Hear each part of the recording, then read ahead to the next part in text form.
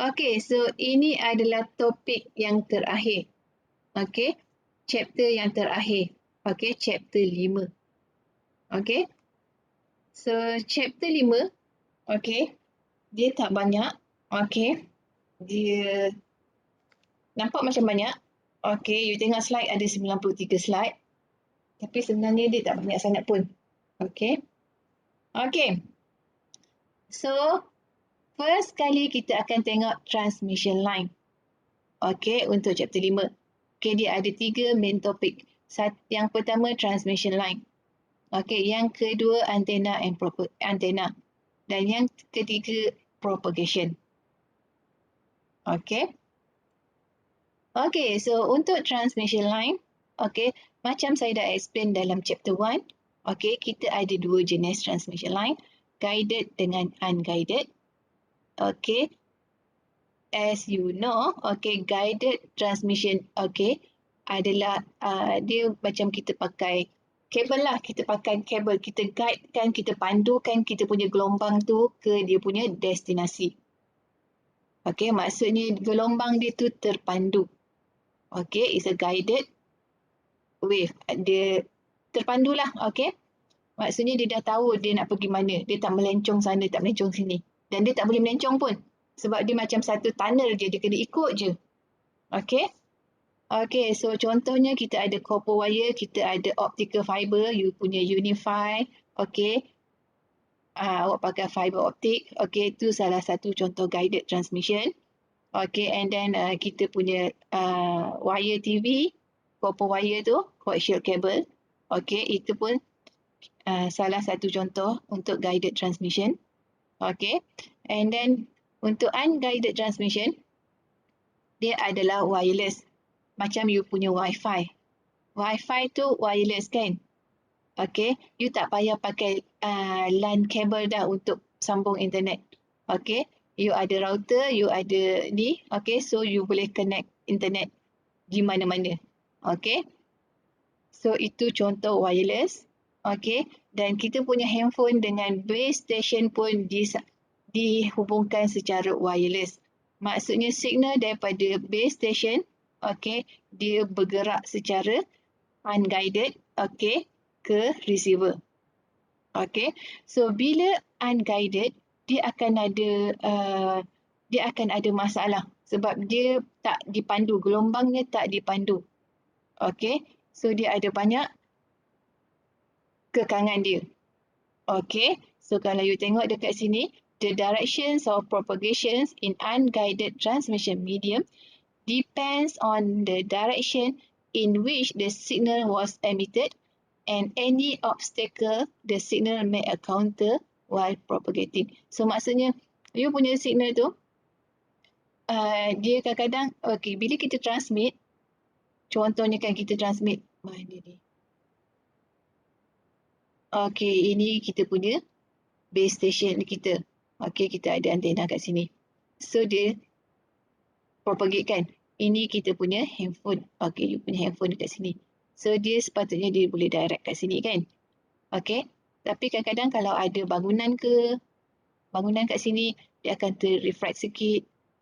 Okay, so bila dia refract dekat table ni, dekat bangunan ni, okay, so instead of you dapat satu signal solid sampai dekat you akan dapat multiple signal yang pergi dekat sini. Ada yang di-reflect, okay, ada yang di-refract, okay, refract lain, reflect lain, okay. So, dekat you punya handphone, okay, you akan dapat multiple signal kat sini. Okay, ini kita panggil multipath fading effect. Tapi you all tak go details lah on this, okay. So, ini contoh dia untuk unguided. Okay, so the problem is the multipath fading effect untuk unguided. Okay. Okay. So, untuk guided transmission line. Okay. Untuk guided kita ada 2 jenis. Okay, satu balanced transmission line, satu lagi unbalanced transmission line. Okay, and then kita ada balloon untuk convertkan balance to unbalanced. Okay. So, what is balance, what is unbalanced?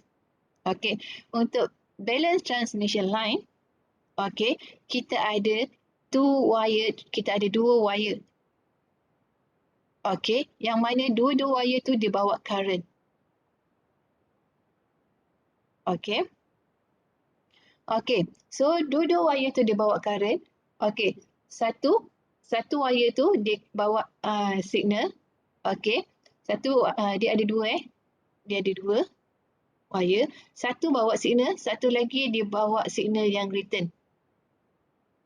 Okey, so jenis ni kita panggil dia balance transmission. Okay, so signal yang propagate down the wire, kita measure dia sebagai potential difference between two wire. Kita tengok beza voltage antara dua wire tu. Kita tengok dekat sini. Okay, so you tahu kan macam mana nak kira voltage kan? Okay, so balance wire transmission ni, dia punya advantage dia adalah, okay, dia punya noise interference, okay, is induced secara equal untuk kedua-dua wire. Okay. Okay, dan dia punya current tu dia akan cancel. Okay. So the cancellation, okay, kita panggil dia common mode rejection. Okay, dan dia lebih kurang ratio dia 40 ke 70 dB. Okay, dia punya common mode rejection. Okay. Okay, ini contoh balance transmission line. Okay, ini dia ada dua wire ni. Okay, so kita ada dua wire macam saya cakap tadi. Okay, dan kita tengok dia kira dia punya voltage dekat sini. Difference signal voltage. Okay. Okay, so ini contoh balance transmission line. Okay, you nampak ni kita ada dua copper wire macam ni. Okay. Okay. Okay, contoh-contoh balance transmission line adalah twisted pair. Okay, twisted pair. Twisted pair ni kita pakai dalam, kalau you pernah tengok LAN cable. Okay, saya tak sure you pernah tengok ke tak LAN cable. So LAN cable kalau you tengok dekat dalam dia, dia adalah, dia punya wire dia twist. Okay, dia twist antara dua wire. Okay. Okay. Ada soalan tak nak tanya saya?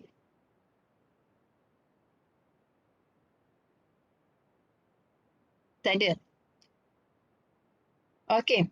So kalau you tengok dekat sini contoh balance transmission line, kita ada twin line, unshielded twisted pair dengan shielded twisted pair. Apa maksud shielded dengan unshielded? Okay. Okay, ini contoh unshielded. Okay, twist. Okay, twist tu maksud dia macam ni lah. Dia twist macam ni. Okay, dia dalam bahasa Melayu dia saya nak cakap macam mana dia dia buat macam ni lah ni. Ini maksud twisted pair. Okay. Okay, so kenapa dia buat twisted? Sebab dia nak reduce cross talk. Okay. Dan juga dia nak reducekan electromagnetic interference, EMI. Dan juga radio frequency interference. Okay, sebab tu dia buat twisted. Okay, ada sebab dia. Okay. Okay, ini kalau shielded twisted pair. Okay, so dia ada shielding dekat sini. Okay, kalau you tengok dekat sini dia tak ada shielding. Dia terus, dia punya kabel, dia punya yang kat luar tu kan, yang dia punya sarung dia terus kan. Okay, kalau shielded dia ada satu lagi lapisan dekat dalam ni. Okay, dia shieldkan wire kita. Okay. Okay, so shielding ni dia untuk kita kurangkan dia punya interference. Okay. So bila kita pakai shielded, okay, kita boleh transmit signal dekat higher bandwidth dengan higher bit rate. Okay. Okay, diam je ni. Saya assume faham lah. Okay, next kita tengok unbalanced transmission line. Okay, so kalau untuk unbalanced transmission line, kita ada dua wire juga. Okey, satu wire dekat ground, satu lagi kita ada dekat signal. Okey, so kalau you tengok dia macam ni. Okey, satu dekat sini, satu lagi dekat sini. Okey, ini contoh dia. Okey, ini kalau you tengok dekat you punya, kalau ada Astro you boleh buka. Okey, so ini dia punya kabel dia adalah unbalanced. Okey, you pernah tengok kan? Okey, kalau you punya Astro mesti dia punya kepala dia macam ni. Okey, so kita ada ni, dia macam ni. Okey, kita ada satu wire dekat sini. Okey, lepas tu kita ada shielding juga. Okey, shielding ni penting dalam kita nak mengurangkan electromagnetic interference, EMI. Okey, so kalau you all orang power kan, kalau you design power supply pun, okey, you mesti nak shieldkan you punya circuit. Okey, sebab you nak mengurangkan dia punya EMI. Bila kita dapat kurangkan EMI dia, kita dapat dia punya performance lagi bagus. Okey, sebab electromagnetic interference ni dia memang akan interfere dengan kita punya signal. Okey. Okey, so next ini adalah balloon. Okey, balloon tu kita nak connectkan balance transmission dengan unbalanced transmission.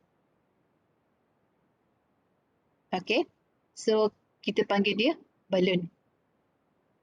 Okey, saya tak akan go detail yang ini. Okey, so ini contoh balloon. Kita ada transformer balloon. Okey, kita ada bazooka balloon. Okey. And then, transmission line. Okey, kita tengok dia punya karakteristik impedance dengan velocity vector. Okey, ini untuk transmission line. Okey, ini lebih kepada guided transmission line. Okey.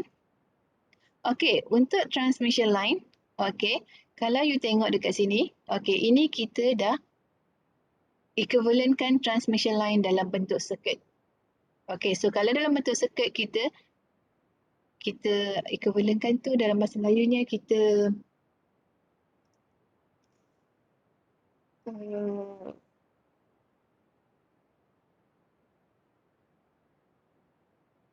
macam mana saya nak cakap Actually transmission line kalau kita tengok dalam, kita transform dia dalam circuit, inilah dia punya keadaan dia.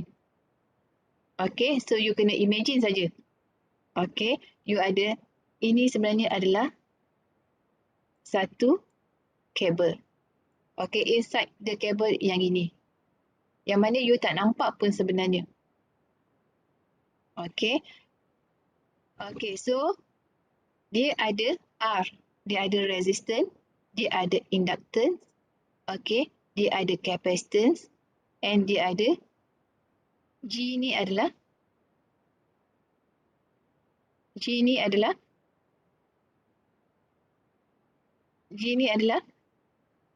apa G?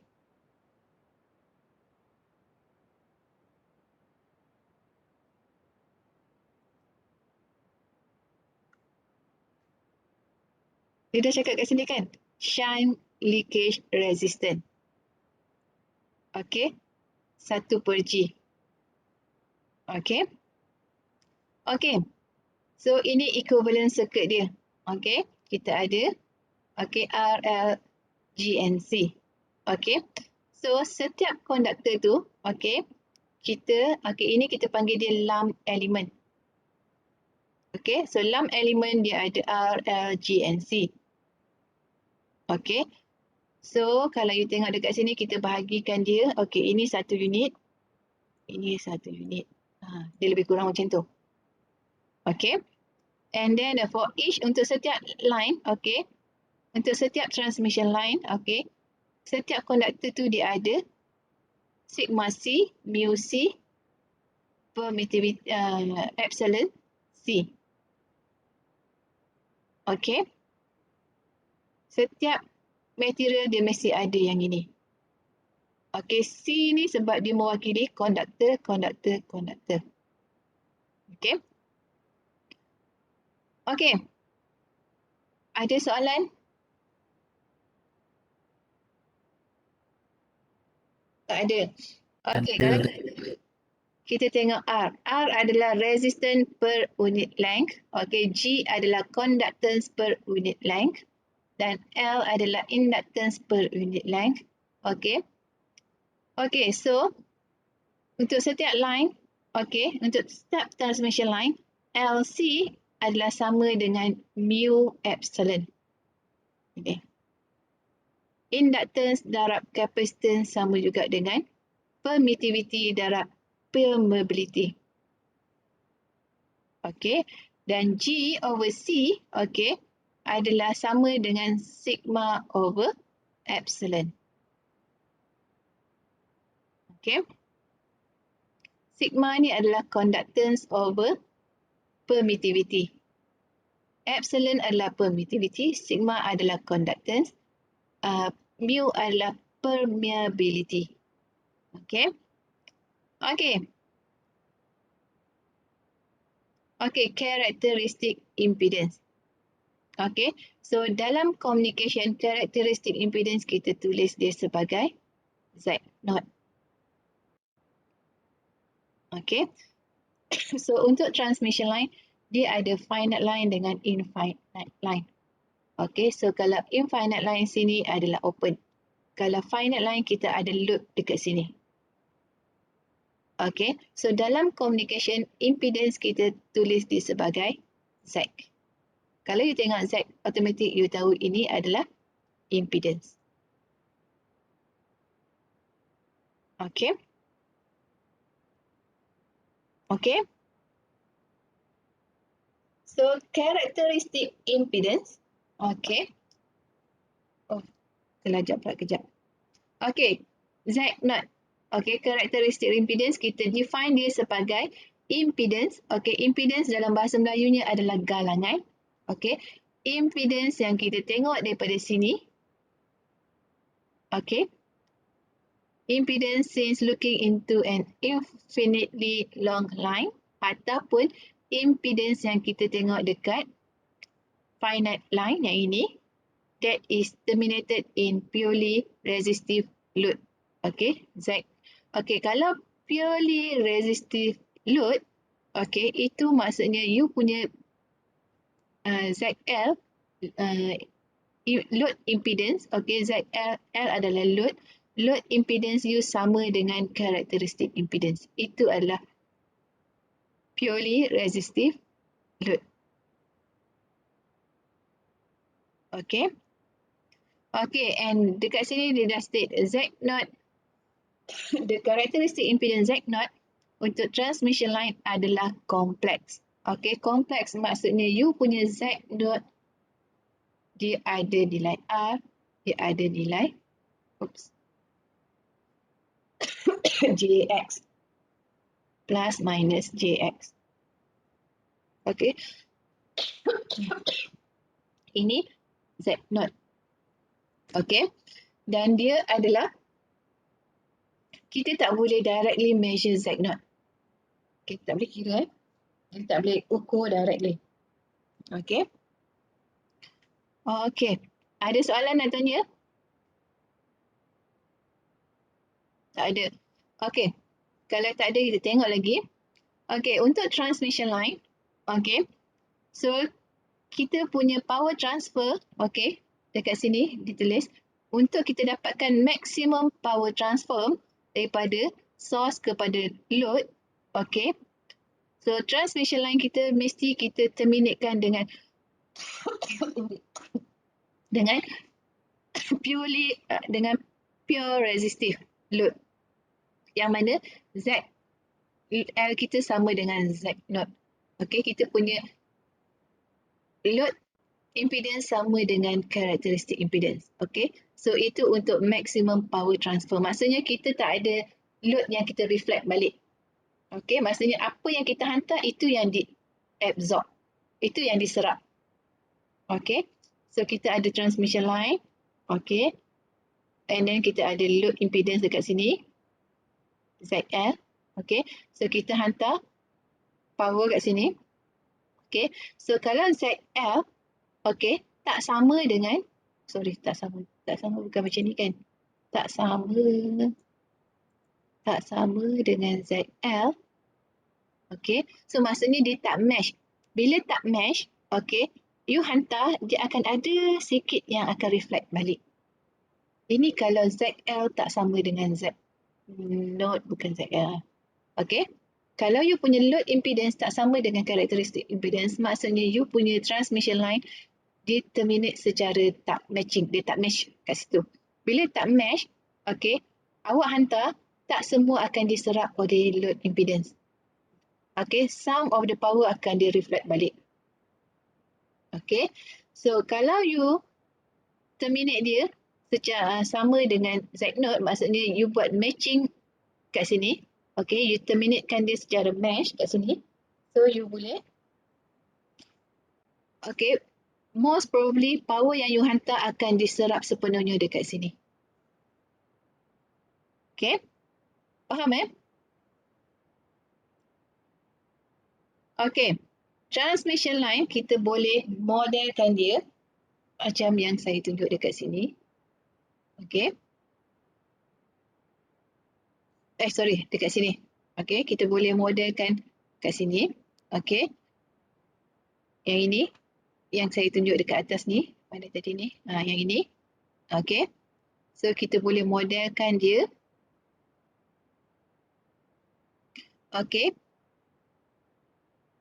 Kita boleh modelkan dengan menggunakan infinite number of inductor capacitance. Okay.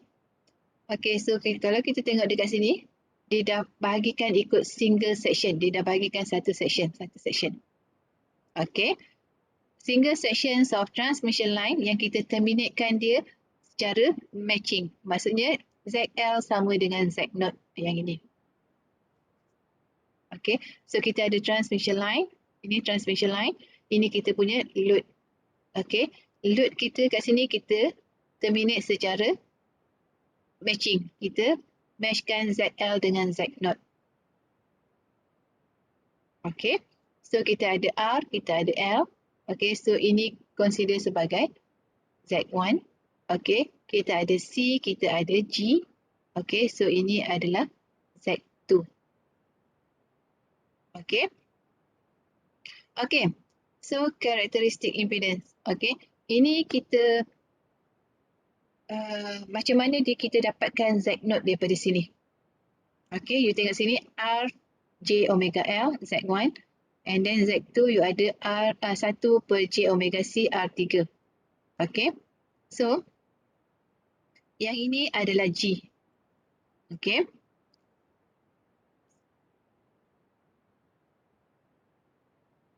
Satu per G macam yang ini.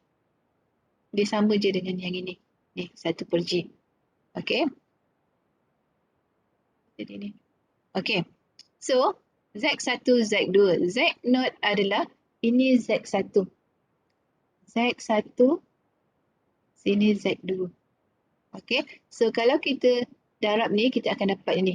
Z node equals to R square root R tambah J omega L bahagi G tambah J omega C. Okay, kita ada yang ni. Okay, so daripada sini Z node ni, dia cakap dah kita ada dua case. Okay, you tak payah tahu macam mana ni, kita just tengok je. Okay, so untuk low frequency, untuk frekuensi yang rendah, okay, kita punya pure akan lebih dominan. Okay, maksudnya kita bahagian pure kita kat sini. Bukan bahagian yang ini. Okay, so untuk low frequency ini lagi dominan. Jadi untuk Z0 for low frequency kita boleh dapat dengan square root R over G. Dan untuk high frequency, untuk frekuensi tinggi, bahagian sini lagi dominan. Jadi Z0 untuk high frequency adalah square root L over C. Okay, so you just tahu yang ini dengan yang ini. Okay. Okay, so contoh dia. Okay, so example ni. Okay, dapatkan karakteristik impedance untuk coaxial cable ni. Okay, yang ada specification ni. L 0.11 microhenry. Okay, microhenry. Okay, microhenry per feet, and C equals to kapasitas kita adalah 21 picofarad per feet. Okay, so Z naught kita, okay, so diberi L dengan C, so maksudnya kita tahu Z naught kita kira daripada L dan C saja. Square root L over C, then you dapat Z naught. Okay, okay, sama, faham Senang je kan? Very direct kan? And then velocity factor. Tadi kita tengok characteristic impedance. Okay. So ini velocity factor. Okay. So velocity factor ni dia menentukan hal laju kita punya wave dalam satu-satu material. Okay. Velocity at which an electromagnetic wave travels to a transmission line depends on dielectric constants of the material. Okay. Hal laju dia berbeza untuk setiap medium ataupun untuk setiap material. Sebab dia punya dielectric constant dia untuk setiap material itu tak sama. Okay. Kalau hal laju dalam vacuum, tak sama dengan hal laju dekat free space. Okay. Okay, so velocity factor VF sama dengan 1 per square root epsilon R. Epsilon R adalah relative, R adalah relative, epsilon adalah permittivity. So kalau epsilon R is a relative permittivity of the material, ini adalah epsilon R. Okay, so velocity velocity factor sama juga dengan 1 per square root epsilon R. Okay, ini velocity factor. Okay, electromagnetic wave velocity, okay, dia juga berubah dengan inductance and capacitance of the cable. So VP equals to 1 over square root LC. Okay. Okay, kalau awak tengok dekat sini, ini kita bagi contoh je. Ini kita ada material. Ini kita ada velocity factor VF. Ini relative dielectric constant. Okay, kalau you tengok vacuum. Okay, so vacuum, velocity factor dia adalah 1. Okay, vacuum dia tak ada zarah lain dekat dalam dia, betul? Betul tak? Betul. Kan? Jadi, hal laju kita adalah, kalau hal laju cahaya tu memang, hal laju cahaya tu lah 3 kali 10 kuasa 8. Okay? Dia tak ada pengurangan hal laju. Okay? Okay, yang kedua, air, udara. Okay? Dia ada sedikit, okay, velocity factornya 0.9997. Sebab dekat udara kita ada zarah-zarah lain kan? Kita bukan purely, macam ni saya nak cakap dia bukan satu keadaan yang vacuum. Okay. And then yang lain ni adalah material lah. Teflon, foam, okay, velocity factor dia ini. Okay, lepas tu kita ada macam-macam lagi lah ni. Okay, kita ada glass, velocity factor dia yang ini. Okay, so kalau you tengok dekat sini, kalau dekat glass, bila kita, bila signal propagate, okay, hal lajunya akan berkurangan. Okay, so kalau you tengok kat sini, dia banyak juga berkurangan sebab velocity factor ni yang paling rendah kat sini. Okay, 0.3651. Okay. Okay, ada soalan tak nak tanya saya?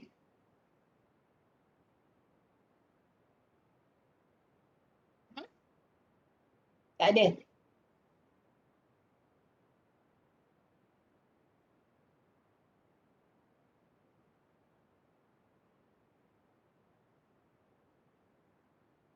Okay, kalau tak ada kita tengok example 5.2.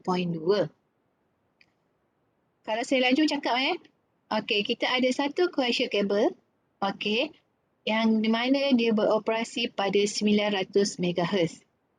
Okay, so dia punya F 900 MHz. Okay, and then dia ada and has the following specification, sama juga. L 0.11 microhenry per feet, C 210 picofarad per feet. Okay, and then they minta you calculate velocity on the line and then calculate the dielectric constants of the coaxial cable. Okay. Okay. So, velocity on the line. Kita tahu kalau kita ada L dan C, kat sini kita dah ada kan 1 over square root LC. Okay. So, kita pakai rumus ni. VP equals 1 over square root LC. Okay, so masukkan nilai L, masukkan nilai C. Then you dapat dia punya hal laju. Okay. Okay. Dia mesti feet per second. Sebab dekat sini feet. Okay. Okay, and then dielectric constant. Macam mana nak dapat dielectric constant? Okay. So, kita tahu VP okay, adalah velocity factor darabkan dengan C. C ni adalah speed of light. Okay. So, soalan dia minta dielectric constant.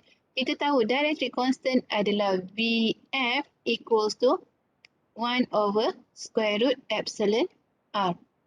Okay. So, nak dapatkan dielectric constant, kita kena dapatkan VF.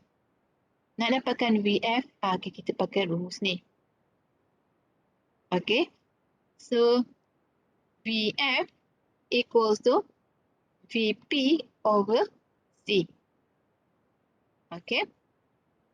So, VF equals to VP over C. Kita gantikan VP yang kita dapat dekat sini. Okay. Tapi sini, sini feet. Ya, ini salah ni.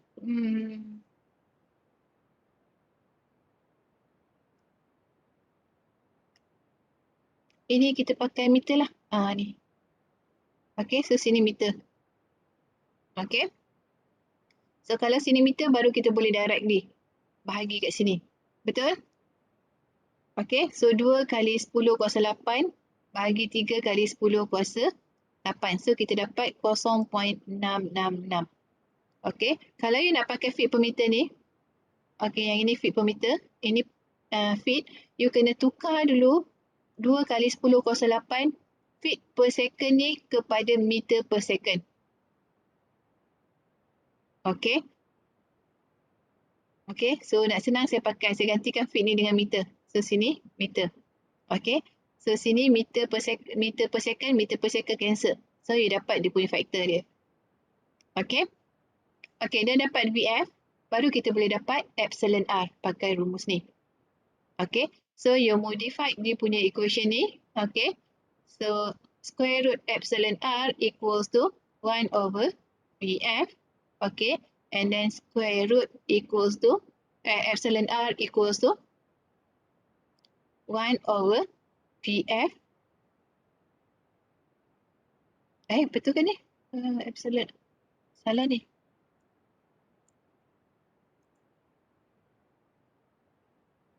Kuasa 2 kan?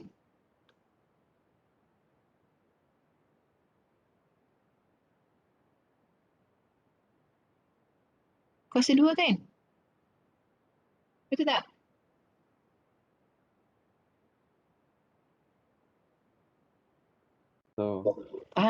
So nota ni salah ni. Ni bukan square root. So sini kuasa 2. Dapat tak 1.23?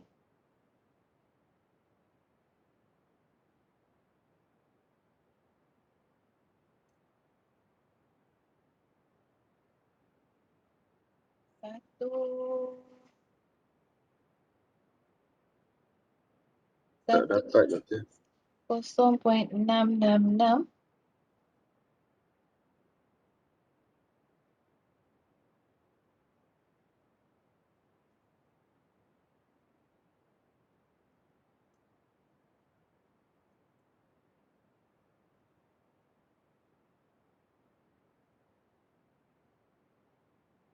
Kenapa tak gerak ni? Ini betul kan? Epsilon R equals to 1 per VF kuasa 2.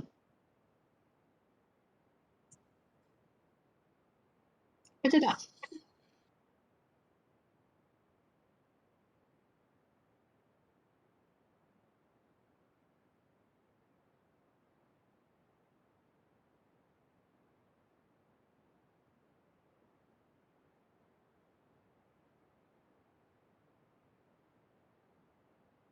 Betul kan? Yang ini salah kan? So yang ni pun salah lah ni. Okay. So sama juga dengan epsilon R sama juga dengan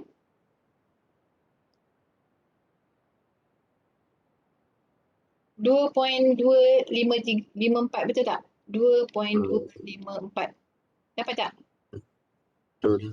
Tepat. Dapat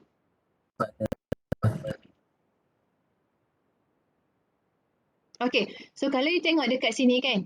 Dekat sini. Dekat velocity factor ni. Okay. Kita punya VF 0.666. Okay. So kita punya ni 0.666. Okay. So lebih kurang dekat sini lah kan? Kan? Okay. So dia punya dielectric constant lebih kurang 2.27. Dia tak lari jauh. Okay. So nota ni, ini salah ni. Ini salah. Okay. So kita dapat 2.254. Okay. So kita tengok dekat sini. Dielectric constant akan dipengaruhi oleh velocity factor ni. So you boleh refer sini. Okay. So velocity factor, kalau dia lagi rendah, dielectric constant dia lagi tinggi. Okay. Okay. So nota ni, okay, jangan ikut yang ini. Yang ini salah. Okay. Dia adalah yang ni. Epsilon R equals 1 per VF kuasa 2. Sama juga dengan 2.254.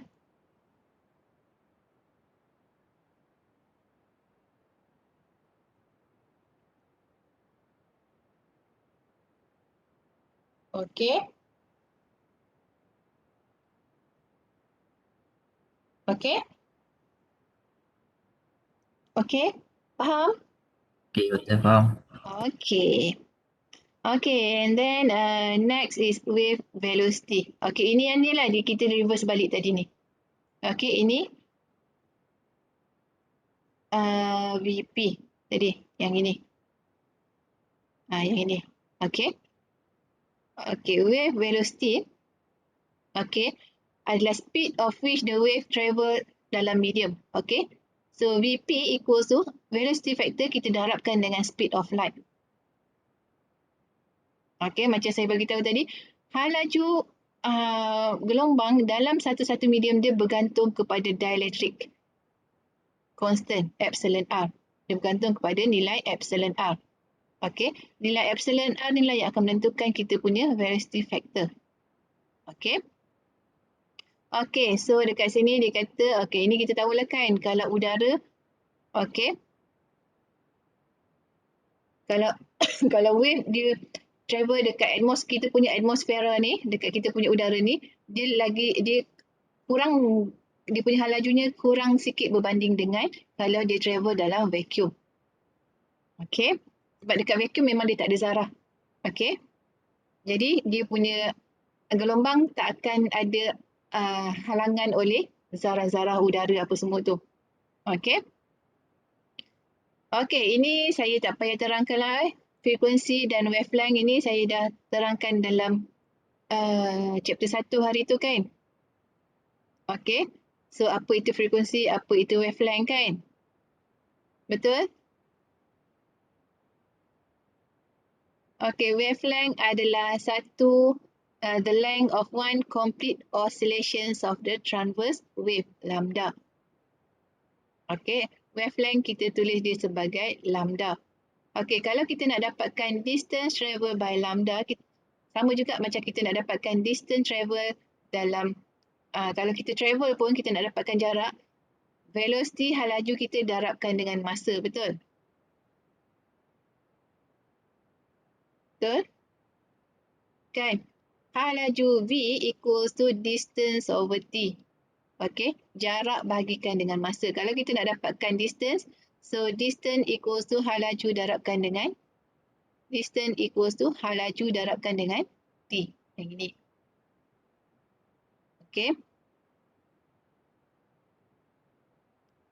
Ini tak payah. Okey. So next kita tengok. Okey, the second topic adalah antena. Okey. So dalam communication untuk unguided transmission line, tadi kita tengok unguided wave, okey, unguided transmission line. Okey, antena ini adalah sangat penting. Okey.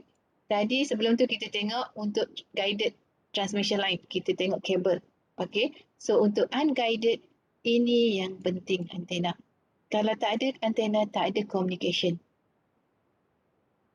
Okey. Sebab apa? Sebab antena ni lah kita guna untuk kita transmit gelombang dan dia juga kita guna untuk receive gelombang. Okey. Untuk receive electromagnetic wave. Okay, so in transmission line, the load placed at the end of the line is normally an antenna. Okay, kalau you punya kalau you pakai ASRO, you ada peering tu kan. Okay, peering tu salah satu contoh antena. Okay, so antena ni adalah satu metallic conductor yang dia boleh radiate dan capture electromagnetic energy. Dia boleh radiate dan dia boleh capture. Itu antena. Kita guna dia sebagai transmitter dan kita guna dia juga sebagai receiver. Okay. Okay. And at the transmit end of the free space communication system, okay, antena kita guna untuk convert electrical energy kepada EM wave. And then kita radiate, kita emitkan dia kat udara. Okey, manakala pada bahagian receiver, antena tu dia akan convert balik EM wave yang dia capture kepada electrical energy. Dan di electrical energy tu akan propagate dekat kita punya transmission line, dekat kita punya kabel. Okey. Okey, ini equivalent circuit untuk antena. Kita tak nampak pun, tapi kita equivalentkan dia sebagai macam ni. Okey. Okey, ini transmitter, ini receiver. Okey. Okey, so ini dia punya basic operation dia. Okey, kalau kita ada antena, saya takkan go detail ya. Okey, so antena ni dia akan transmit signal. Okey, so bila dia transmit, okey, pada awal ini dia akan berbentuk spherical wave. Okey, lepas tu makin lama wave tu akan jadi makin straight. Dia akan jadi plane wave. Okey, so ini you all dah belajarkan dalam EMT. Okey. Okey. Ada soalan tak nak tanya saya sebelum saya masuk dekat sini?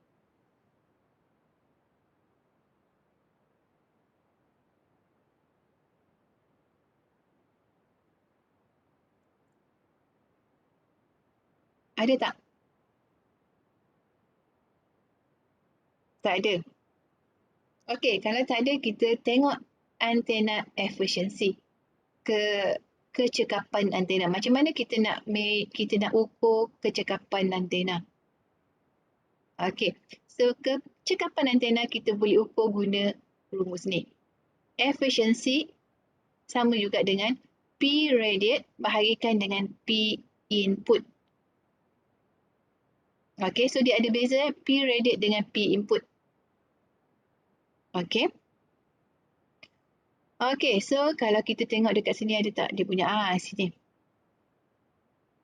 Sini tak ada juga ni. Mana ni? Saya kena lukis lah kan. Okey, kita ada transmission line.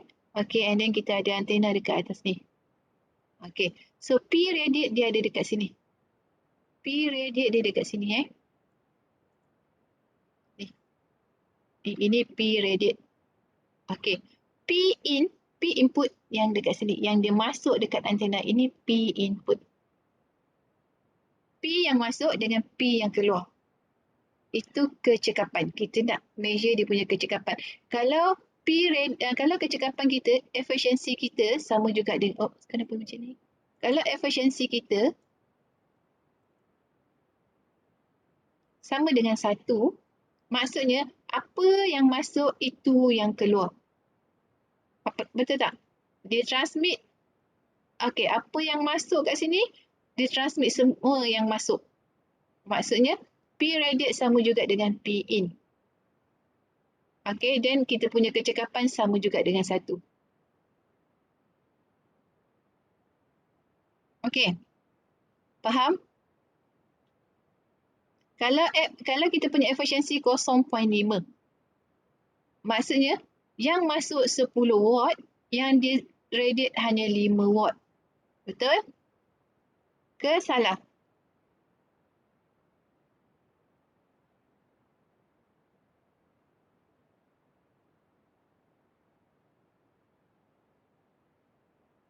Betul ke salah?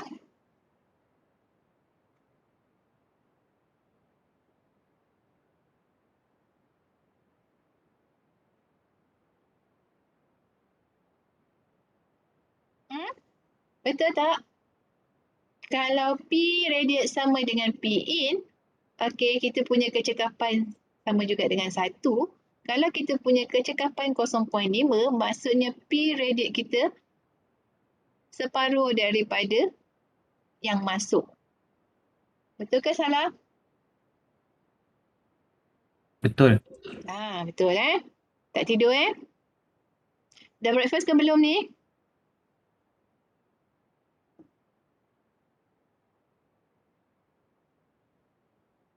Tanya dah breakfast ke belum pun tak menjawab juga Belum lagi ada. Okay. Okay, next kita tengok radiation resistant. Okay, so dalam antena kita ada juga radiation.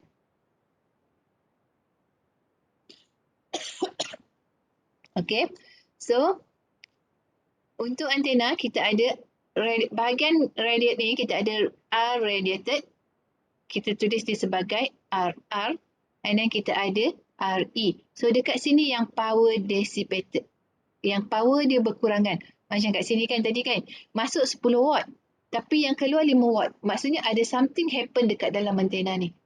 So, faham tak?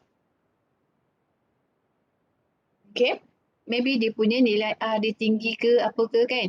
So, dia menyebabkan power diabsorb dekat sini. Banyak juga. Okay. So, R radiated, okey, awak mestilah orang power kan, mestilah tahu macam mana nak kira power kan. P sama juga dengan IV. Ini kacang je kan? Betul? Betul?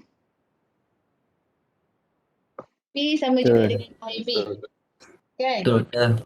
Awak dah lali dah biasa dah dengan PIV ni kan? Okey, so kalau kita pakai current, kita I square R. Betul? Kalau V square R, V square over R. Right? Okey. So let's say kita ada current. Okey. So P radiate kita akan jadi sama juga dengan P radiate sama juga dengan I square kalikan dengan R yang ini. Okey. Kalau kita nak dapatkan RR, awak bahagi je lah kan. So RR equals to P radiate bahagikan dengan I square. Kan? Okey. Okey, so dekat sini. Kalau kita, dekat sini dia dah katakan. Dekat sini. Okay, we need antenna with a large radiation resistance. Kenapa kita perlukan large radiation resistance? Sebab kita nak deliver large amount of power. Betul? Sebab kalau kita pakai current ni, okay, so lagi besar R dia, lagi tinggi dia punya power. Betul tak?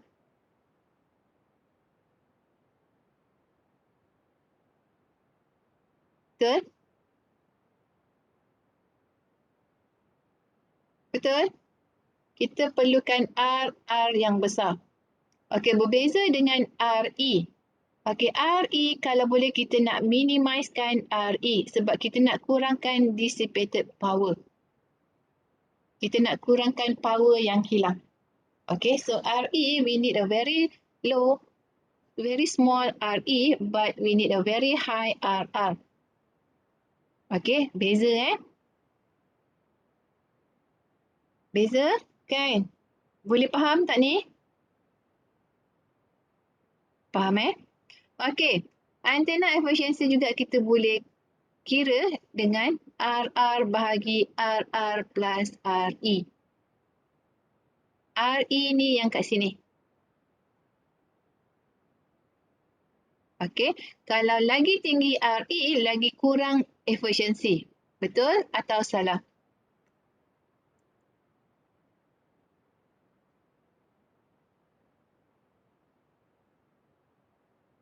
Betul. Saya tanya apa tadi kalau RE lagi besar, lagi kurang. kan. RE lagi besar, lagi kurang efisiensi. Kan? Cuba tengok. Kalau kita punya RR equals to 100 ohms, okay, RE equals to 10 ohm. Okay, so efficiency equals to 100 over 100 plus 10. Dan dia dapat berapa? 100 bahagi 110.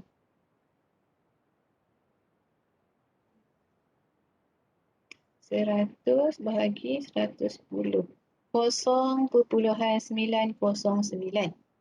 But then kalau kita pakai RE 50 ohms, then efficiency kita akan jadi 100 over 100 plus 50. So sama juga dengan 100 bahagi 150, 0.667. Betul? So nampak tak? Okay. So kalau boleh kita nak gunakan RR yang kecil. Kita nak minimizekan RE. Okay. Okay.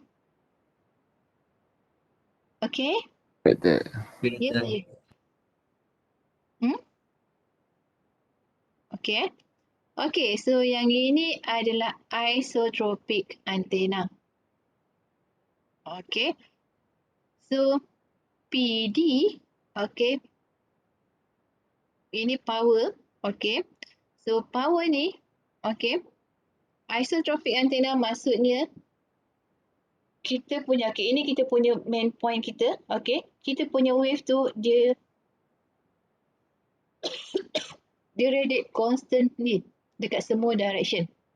Itu maksud isotropic. Okay, tapi sebenarnya benda ni tak boleh pun kita buat. Ini secara teorinya boleh. Okay. Okay, so untuk yang ini, okay, untuk isotropic antenna, okay, dia adalah lossless. Ini secara teorinya, okay, yang mana gain dia satu, directivity dia satu. Okay, dan power density PD ni adalah power density. Okay, dekat bahagian sini you akan nampak banyaklah P radiate. Ini adalah P yang radiate. And then kita ada P in, power yang masuk dekat antena. And then kita ada PD, power density. Okay, so power density ni, kita nak ukur power pada certain distance. Okay, power density pada point A, pada point B, pada point C tak sama. Okay. Okay, katalah ini kita punya point yang kita nak radiate. Okay, pada point ni, point sini, power density dia tak sama. Sebab apa? Sebab dia dalam rumus ni dia ada P darabkan dengan G bahagikan dengan 4 pi R kuasa 2. R ni adalah distance. Okay, so remember that power density berbeza untuk setiap distance. Okay. Okay. Okay. Okay, next is an antenna gain. Okay, so antenna gain. Okay. Ini antenna gain. G equals to D darabkan dengan efficiency. D ni adalah directivity. Yang ini, D. Okay, so directivity. Okay. adalah P, power density bahagikan dengan power reference. Ini directivity. Okay, so dia bagi definitions dekat sini. Directive gain adalah ratio antara power density radiated in particular direction. Okay, so power density radiated at mana-mana directions. Okay, dia adalah ratio antara yang ini dengan power density radiated to the same point by a reference antenna. Okay, dengan kita assume bahawa kedua-dua antena radiated the same amount of power. So, kita boleh dapat dia punya directivity. Okay, and daripada directivity ni kita boleh dapat gain. Okay, so directivity kita darabkan dengan efficiency, so kita dapat gain. Okay. Okay, and this one, kalau kita tengok gain directivity, so dia mesti ada datang dengan radiation pattern. Okay, radiation pattern ni adalah polar diagram yang mana dia mewakili field strength of power density. Okay, dia adalah polar diagram yang mewakili kekuatan medan pada various angular position, pada setiap posisi angular, pada setiap position yang berbeza lah. Okay, so a diagram indicating the intensity of radiation from a transmitting antenna or the response of a receiving antenna as a function of direction. Okay, radiation pattern ni selalunya kita measure dalam far field region. Okay, so macam mana kita nak measure radiation pattern ni? Kita kena measure dalam satu bilik yang kita panggil dia chamber, anechoic chamber. Okay, dan kita measure dia secara far field region. Okay, so radiation pattern ni juga menentukan kita punya antena punya macam mana dia nak beroperasi, macam mana dia punya behavior dia. Okay, so tengok dekat sini. Ini contoh radiation pattern ni. Okay, kita ada yang besar ni. Okay, ini adalah main loop. Loop yang utama. Maksudnya, kalau dia berfungsi sebagai transmitter, so signal kita akan bergerak ke sini. Arah sini. Okay, kalau dia berfungsi sebagai receiver, so mana-mana signal yang datang daripada arah yang sama dengan dia punya radiation pattern ni, main loop dia ni, dia akan capture. Kalau daripada sini, dia akan capture. Kalau daripada sini, dia tak akan capture. Ataupun daripada belakang, dia tak akan capture. Dia hanya akan capture signal yang datang daripada arah sini. Itu fungsi kita nak tengok dia punya radiation pattern. Okay, so main loop ni lah yang akan capture signal dan dia akan transmit signal. Depends kita pakai dia sebagai transmitter ataupun kita pakai dia sebagai receiver. Okay, lepas tu kita ada dekat tepi dengan kat belakang ni side loop dengan back loop. Okay, so side loop dengan back loop ni dia tak akan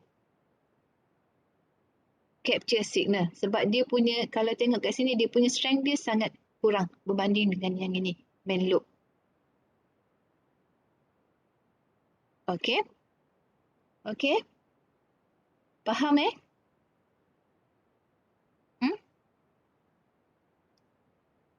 Okay, so ini far field region, ini tak payahlah sebab you all tak buat measurement pun. Okay, so ini near field, kita ada dua, far field dengan near field. Kalau kita nak measure radiation pattern ni, kita akan pakai far field region ni. Okay. Okay, ini radiation zone tadi ni. Okay, far field tu maksud dia jauh. Okay. Okay. So ini kalau you nak tengok, you boleh tengok lah Saya takkan pergi detail. Yang ini saya nak ni. Ini you kena master betul-betul dia punya basic ni. Okay. Dalam communication, kita mesti ada transmitter, kita mesti ada receiver.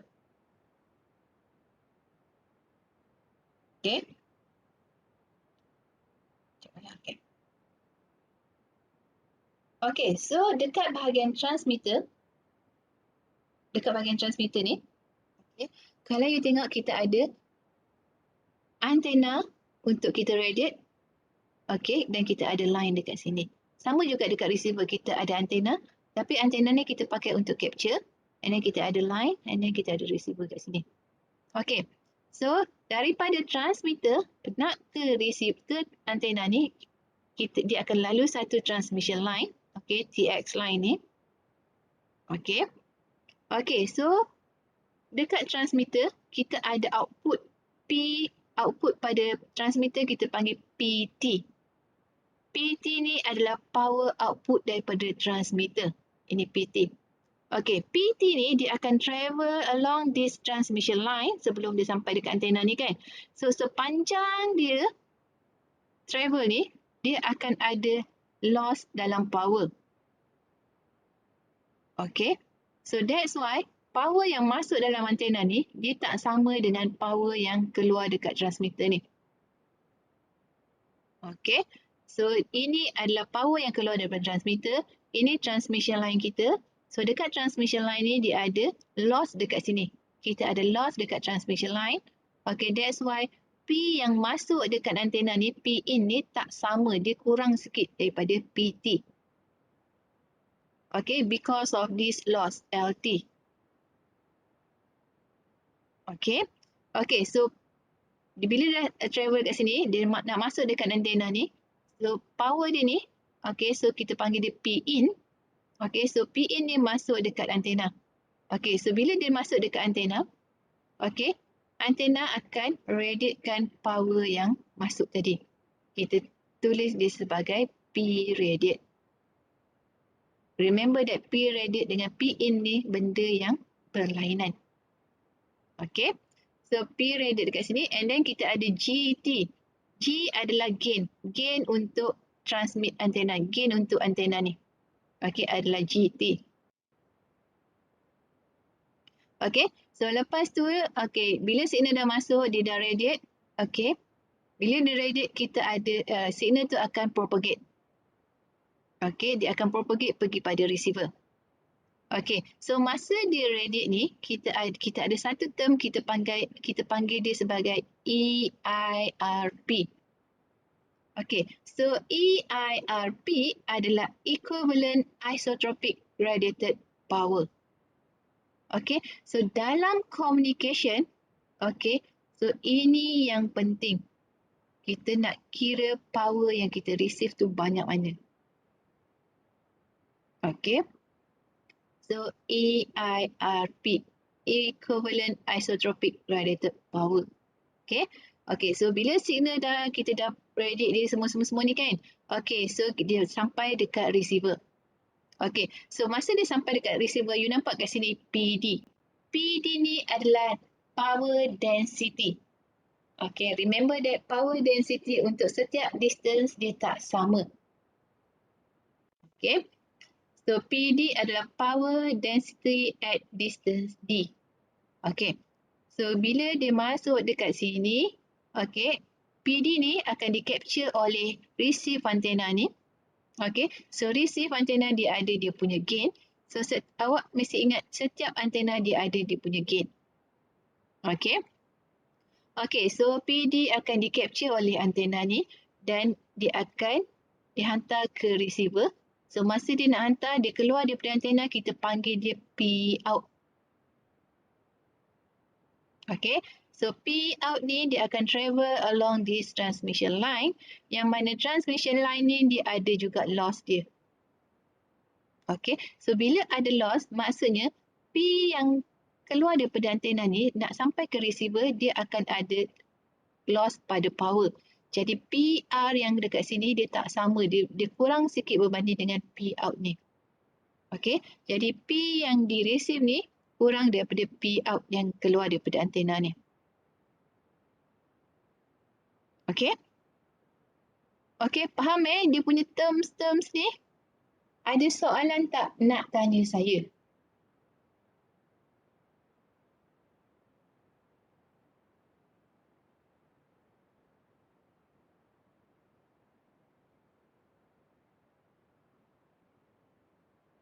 Ada soalan tak?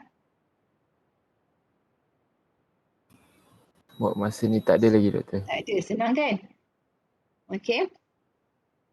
Okey, kalau tak ada kita tengok apa itu EIRP. Okey, EIRP dia didefinisikan sebagai dia adalah equivalent power that an isotropic antenna would have to radiate to achieve the same power density in chosen direction at a given point as another antenna. Itu adalah EIRP. Okey, contoh dia kan. If a given transmit antenna dia ada power gain of 10, given antenna effectively radiate 10 times much power as isotropic antenna with the same input power and efficiency. Okey. Jadi EIRP sama juga dengan P radiate yang ini P radiate ni P radiate darabkan dengan GD. GD ataupun sebenarnya GT ni sama. Okey. Ataupun dalam dB kita logkan dia 10 log. Okey. Okey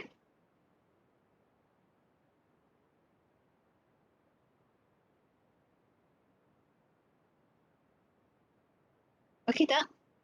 Ataupun kita boleh tulis dia sebagai EIRP sama juga dengan P in darabkan dengan GP.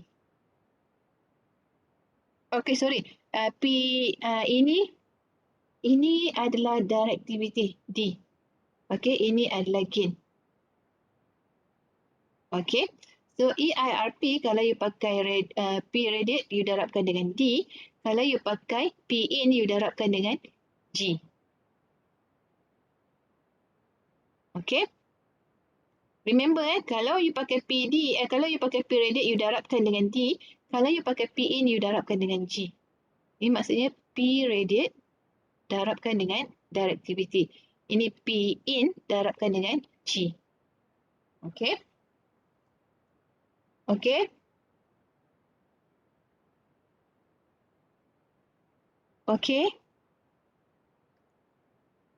Jadi, kalau kita nak determine power density PD, pada distance D, daripada transmit antenna, maksudnya kita nak dapatkan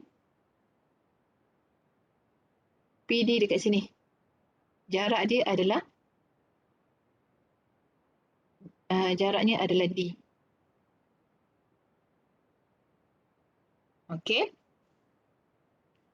So PD dekat sini sama juga dengan P radiate darabkan dengan D ataupun P in darabkan dengan G bahagikan dengan 4 pi D kuasa 2. Ini dan ini adalah EIRP. So kita boleh tulis PD sebagai EIRP bahagikan dengan 4 pi D kuasa 2. Distance kuasa 2. So kita dapat power density.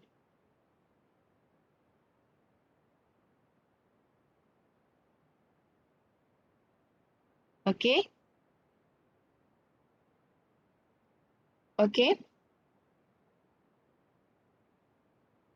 Ataupun kalau kita nak kira if the output power of transmitter P, kalau kita pakai power transmitter PT, then kita kena consider loss dekat sini.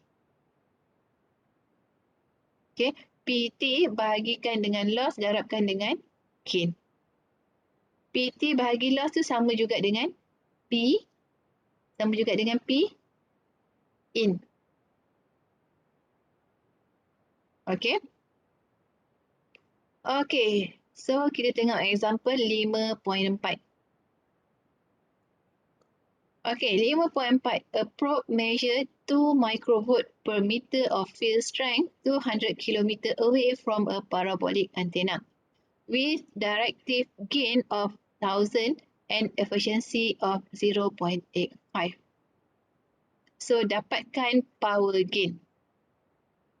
Directive gain adalah D ataupun GD. Okay, power gain adalah G ataupun GP. Okay, so power gain adalah sama dengan D darabkan dengan efficiency.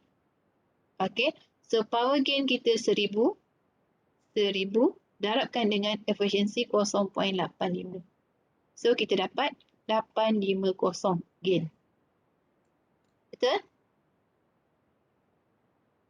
Betul? Kan? Ni. Mana tadi? 850.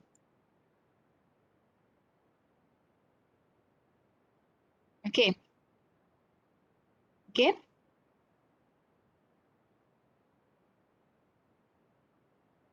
Okay.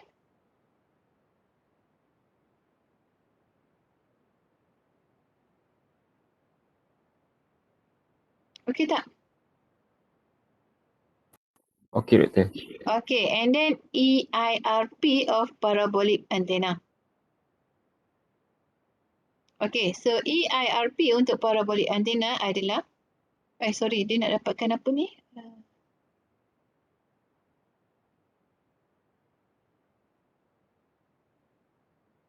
Okay, EIRP untuk parabolic antenna. Macam mana?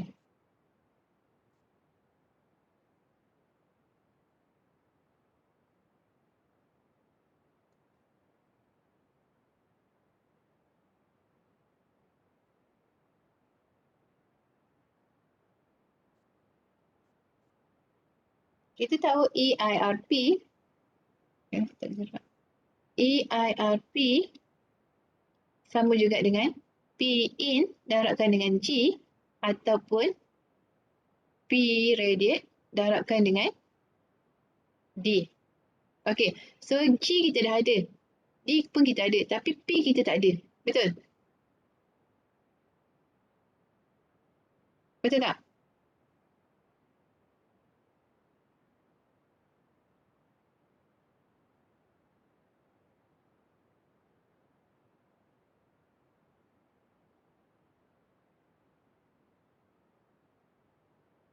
Betul tak? G kita tak ada kan? P kita tak ada kan? Ada tak maklumat P diberi kat sini? Tak ada. Jadi macam ni kita nak dapat P. Sini dia dah bagi probe measure ni. Okay. So P-nya akan jadi, mana dia punya ni?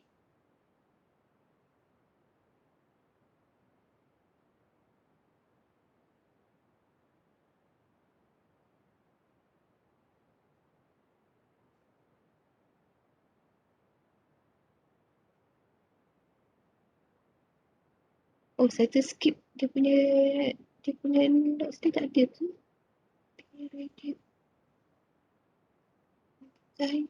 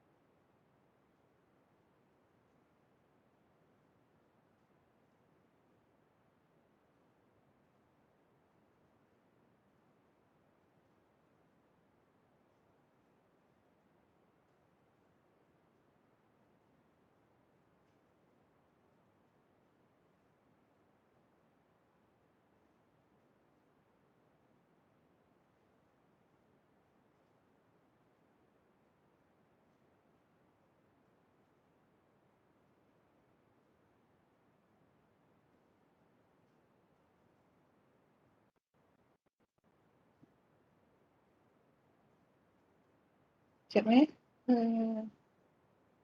kita ada E. Saya ada tulis nota tu.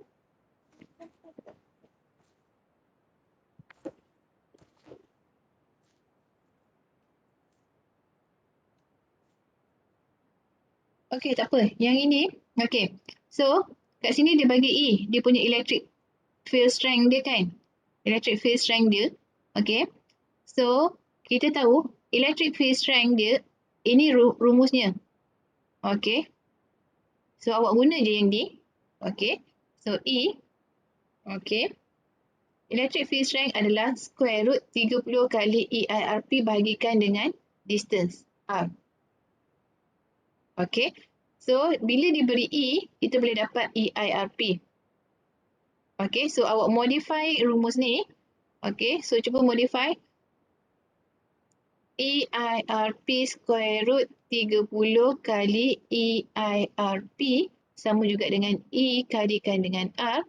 30 kali EIRP sama juga dengan E kali R kuasa 2. So, EIRP sama juga E kali R kuasa 2 bahagi 30. Okey, betul. Okey. So, E 2 micro volt per meter darabkan dengan 200 kilometer. Lepas tu kita kuasa 2 kan. Kita bahagikan dengan 30.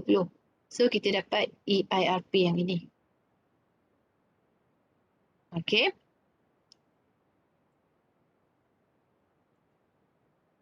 Okey, so ini EIRP kita.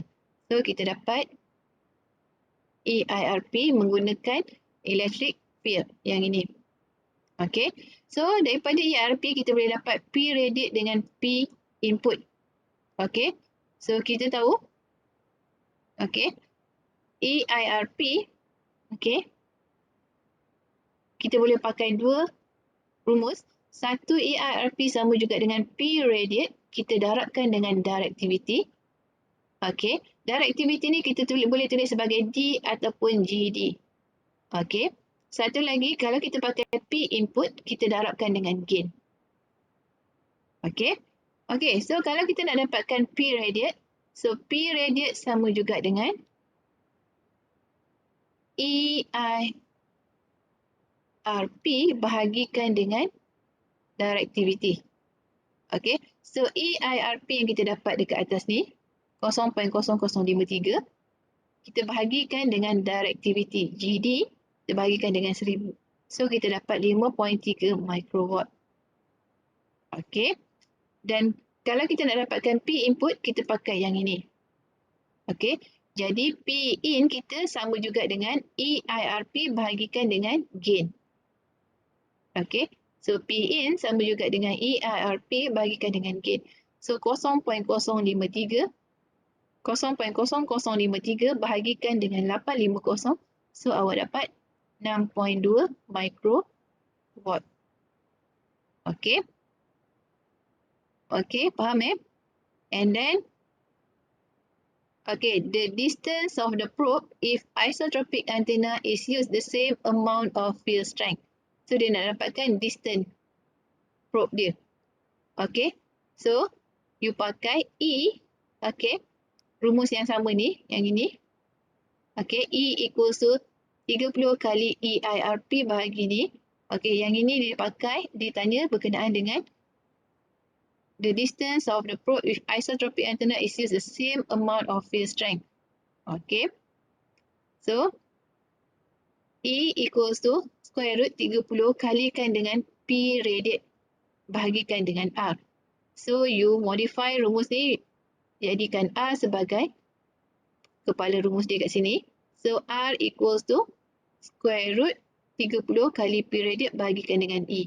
Menggunakan electric field yang sama, 2 microvolt per meter. Okay, so you dapat distance dia 6.304 km. Okay. Okay. Okay, so next kita tengok yang ini. Okay, for a transmit antenna with power gain GP equals to 10, okay, ataupun kita tulis sebagai G, okay, dan input power P in 100 watt. So, dapatkan EIRP dalam watts, dalam dBm dan dalam dB watt. Okey, so sama je. You letak EIRP. Okey, so dekat sini dia pakai P in. P in darabkan dengan G directly. So 100 darabkan dengan 10. You dapat 1000 watt. Okay, so convert dalam dB. So dalam dB is 10 log 1000. So you dapat 30 dB. Betul tak? Betul tak?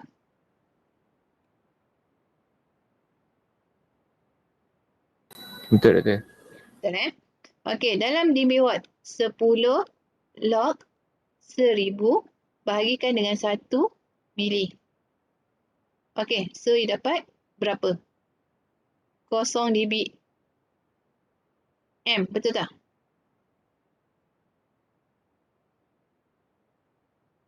Untuk dBm.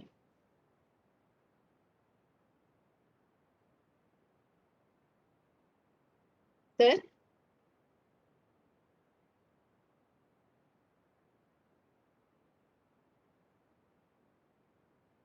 Salah.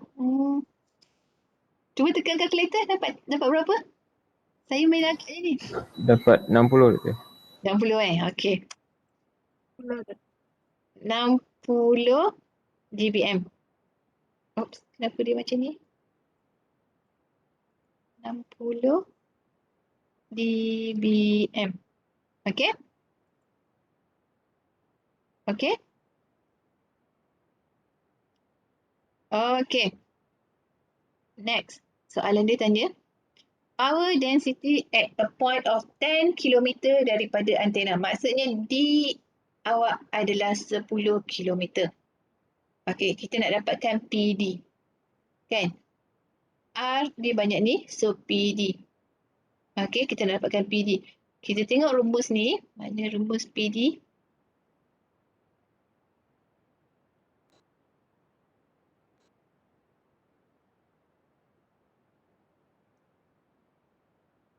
Mana?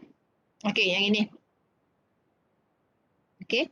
PD equals to, okey, P darab G ni adalah power ni, okey. Bahagikan dengan 4 pi R kuasa 2. Okey.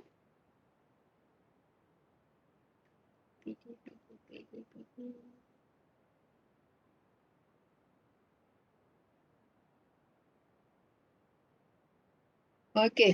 So P, okey, PD equals to P in, okey, bahagikan dengan 4 pi R kuasa 2. Okey, so apa itu P in? Okey. P in adalah 10 kalikan dengan P in pula. Ini EIRP lah kan? EIRP. Okey. Ini bukan P in Ini EIRP. Okey. Bahagikan dengan 4 pi R kuasa 2. So, sama juga dengan 100 kali 10. Ini EIRP. 1000 watt ni. Bahagikan dengan 4 pi 10 km kuasa 2. So, you dapat ini power dia. Power density dia. Okay. Next, dia kata power density. Okay. Kalau isotropic antena kita guna. Okay. So, P sama juga dengan. Okay. P ni sama juga dengan P in. Okay. Kalau isotropic antena, gainnya adalah 1. Okay. So, EIRP yang ini, kita tak boleh pakai EIRP yang ini. Sebab EIRP yang ini, G-nya adalah 10. Kalau isotropik, G-nya adalah 1. Jadi, P sama juga dengan P in darabkan dengan G isotropik. Okey, jadi 100 darabkan dengan 1. Bahagikan dengan 4 pi 10 km kuasa 2 sama juga dengan yang ini. Lebih kurang je. Sebab distance dia besar kan? Okey, so bila distance besar, okey, G dia ni kurang mempengaruhi, betul tak?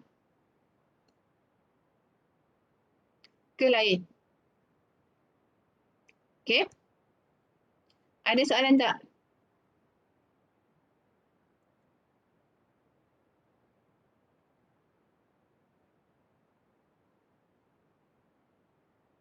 Tak ada. Okay, kalau tak ada kita tengok example ni. Okay, example 5.6. Okay. So, untuk transmit antena dengan radiation resistance radiate 72 ohm, okay, dan dia punya effective antenna resistance RE 8 ohm, okay, directive gain GD ataupun D equals to 20 dan input power P in 100 watt. Okay, so dapatkan radiation efficiency ataupun antenna efficiency. Yang kedua, dapatkan power gain absolute dan power gain dalam dB, and then dapatkan radiated power dalam watt, dalam dBm dan dalam dB watt. Dan last kali dapatkan EIRP dalam watt, dalam dBm dan dalam dB watt. Okay.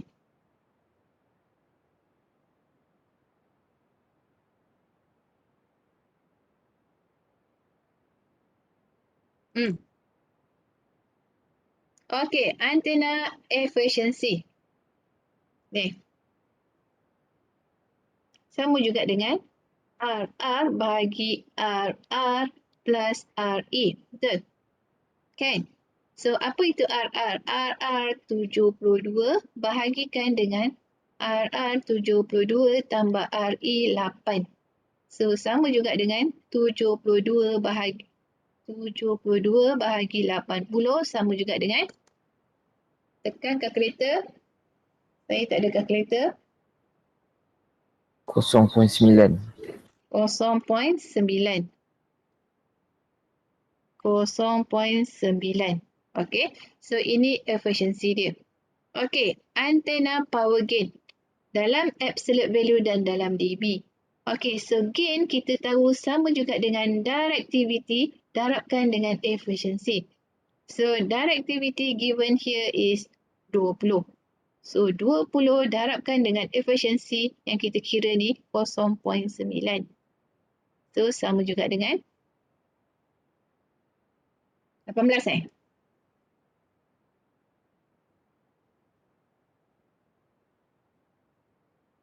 Betul tak? 10 kali 0.9. Betul betul. Betul Okay, ini dalam absolute value. Kalau dalam dBm 10 log 18 sama juga dengan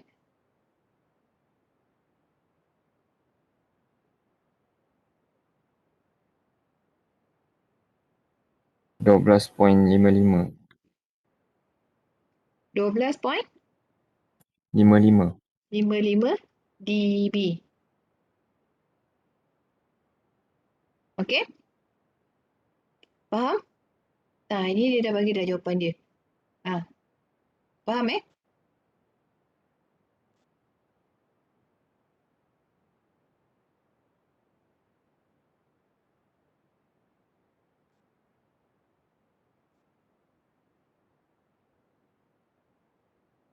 Okay. Next, kita nak dapatkan radiated power. Radiated power P radiate. Macam mana nak dapatkan P radiate? Macam mana nak dapatkan P radiate?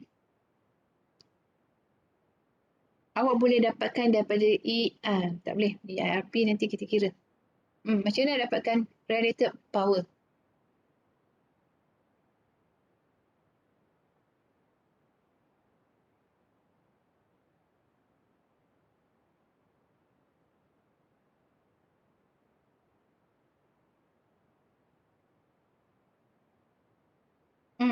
Macam mana dapatkan P radiate dengan information yang ada?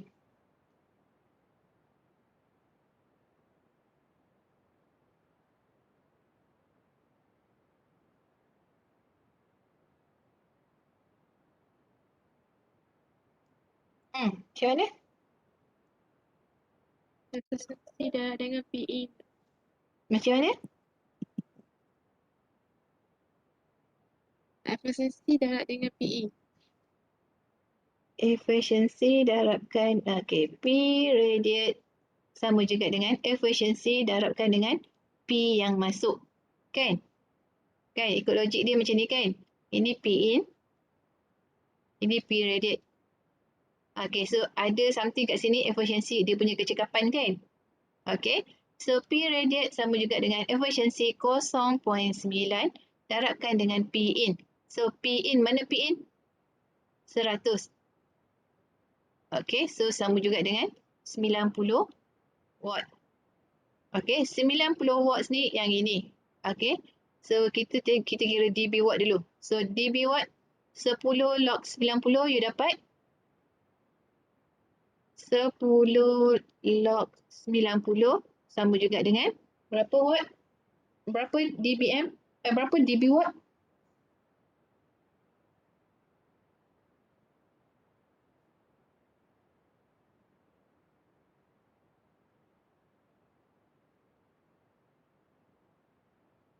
Belas 19.54 tak ada.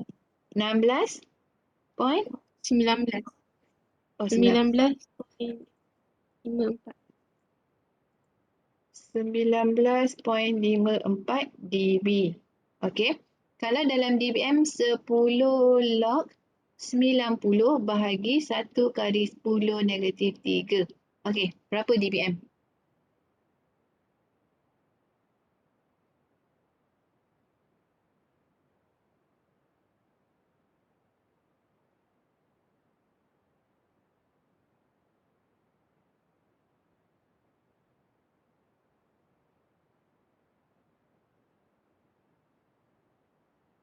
Sembilan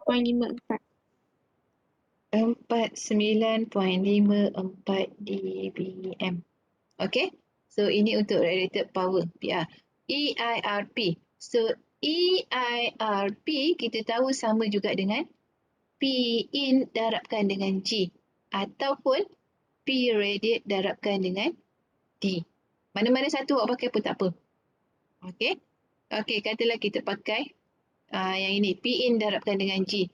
So EIRP sama juga dengan P in 100 darabkan dengan G 18. So sama juga dengan 180 watt. Betul tak? Salah, 1800 watt. Betul?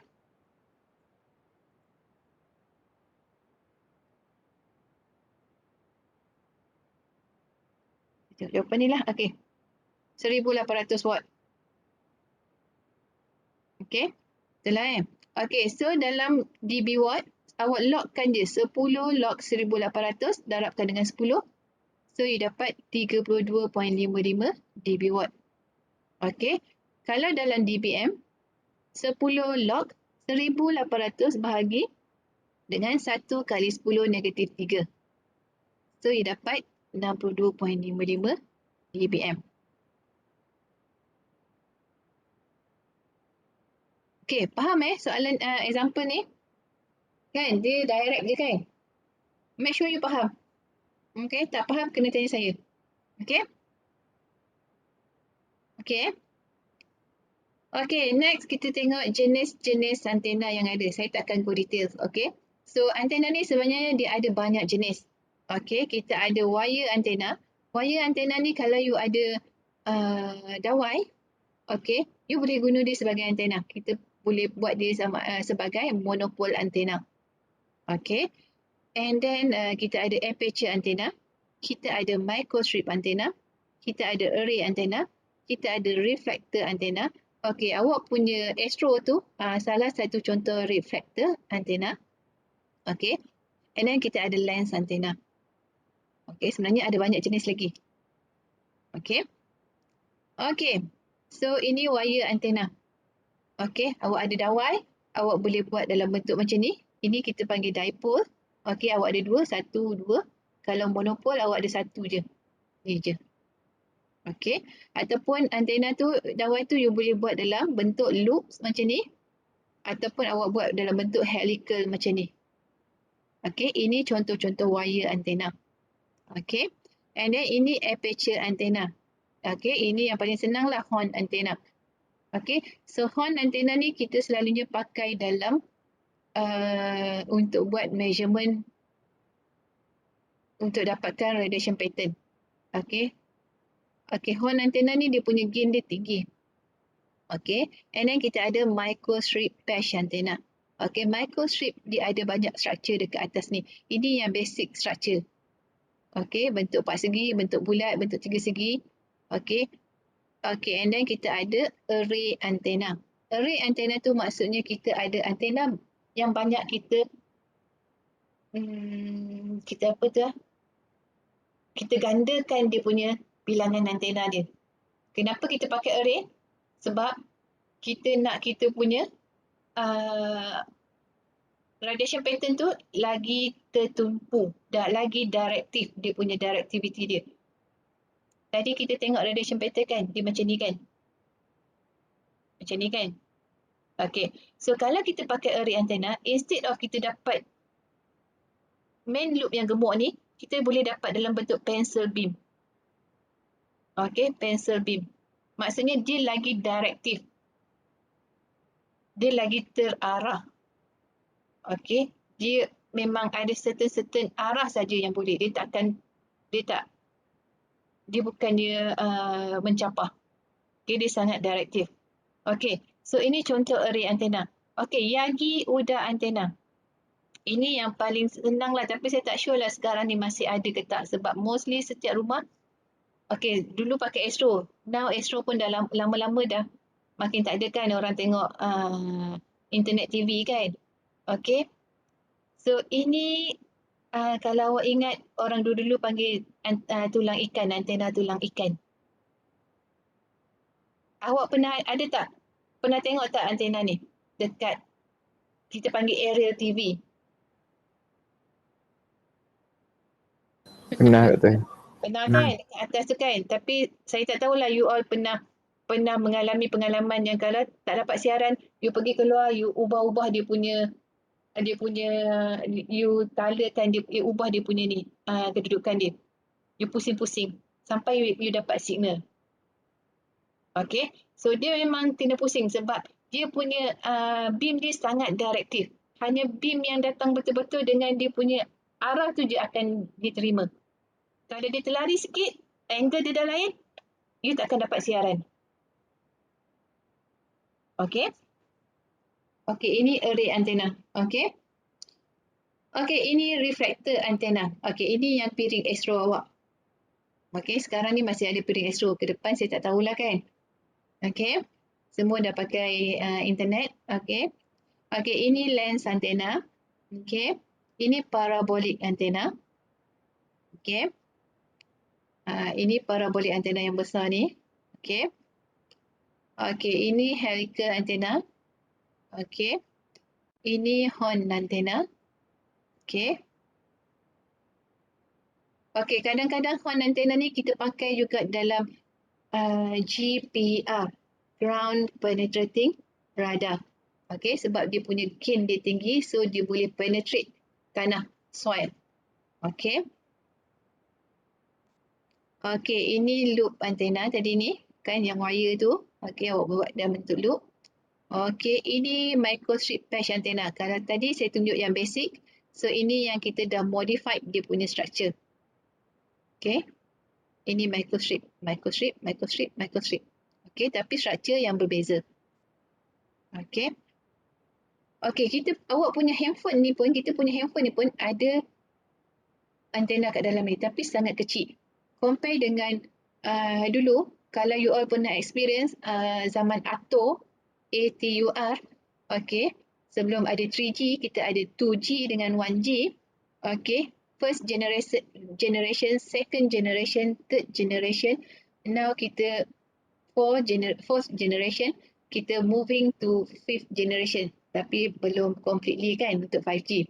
Okay, so zaman first generation dengan second generation, kalau you perasan kita punya handphone dulu sebesar apa tu, macam besar, nak kata bata, kecil sikit lah pada bata. Okay, bentuknya macam ni, dia ada antena dekat sini. Ini dulu. Tapi sekarang dia dah embed masuk dekat kita punya handphone. So you tak nampak ada antena kat sini. Sebenarnya dia ada. Okay, sebenarnya dalam handphone you ada antena. Okay, Kalau tak ada antena, it's impossible for you to receive the signal. Okay, you tak boleh receive you punya Wi-Fi signal ke, you punya 4G signal, GSM signal ke apa ke, you tak boleh dapat. Okay, mesti ada antena kat dalam ni. Okay. Okay, ini saya tak akan go detail. Half dipole ni you boleh baca. Folded dipole ni macam mana. Okay.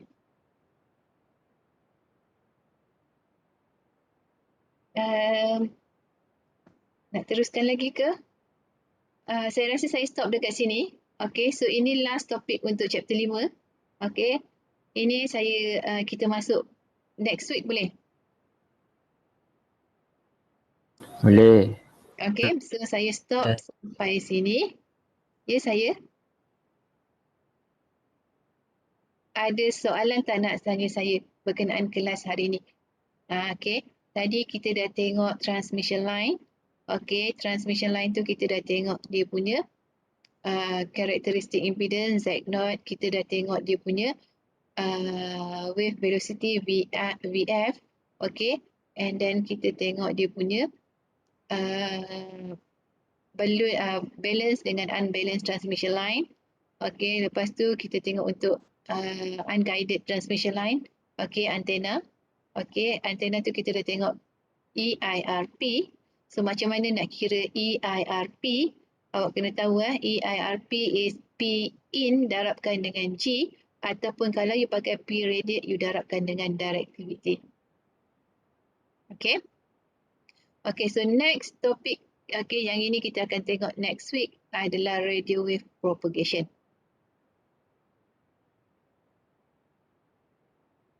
Okay, so kalau tak ada apa-apa,